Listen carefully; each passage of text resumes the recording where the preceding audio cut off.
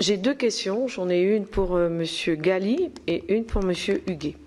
Alors, Monsieur Galli, vous avez certainement constaté qu'il y a depuis près d'un an un déport des mules vers les Antilles.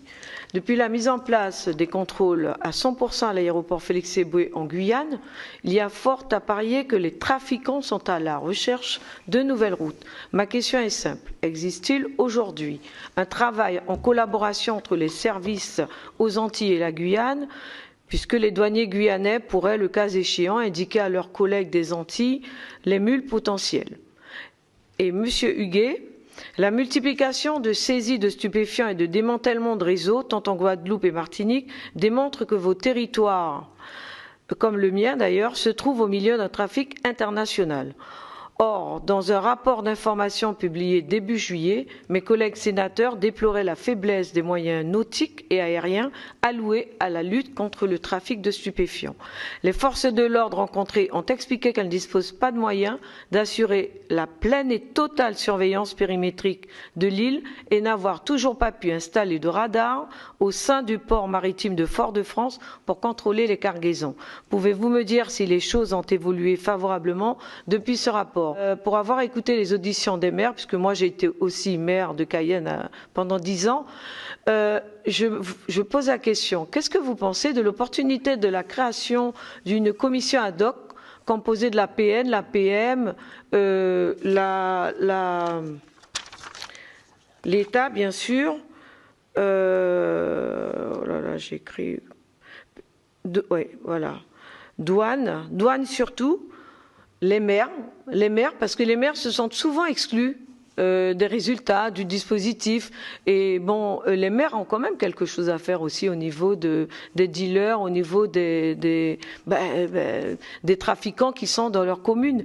Et donc je me posais la question, est-ce que c'était pas opportun de créer une commission où tout le monde pourrait se retrouver autour d'une table, hormis le CLSPD ou la collaboration entre la PN et la PN, pour pouvoir justement éradiquer ce trafic, parce que c'est vraiment un fléau dans nos villes. Je vais répondre à cette question centrale, justement, sur, j'allais dire, la coproduction de sécurité. Eh bien, c'est le projet du contrat territorial de sécurité et de prévention, à laquelle la collectivité territoriale de Martinique, mais également madame la sénatrice Conconne et tous les maires, nous avons eu, en début d'année 2023, le préfet honoraire Lalanne qui a mené une mission de 3 mois. Nous avons co-rédigé avec les élus, la police, la douane, la gendarmerie, un projet de contrat territorial de sécurité et de prévention. Dans ce contrat, il y a un certain nombre d'axes qui répondent aux autres questions qui sont posées. Sur les cellules de ciblage, il existe au sein des directions des douanes, dans les brigades d'aéroport, des cellules de ciblage.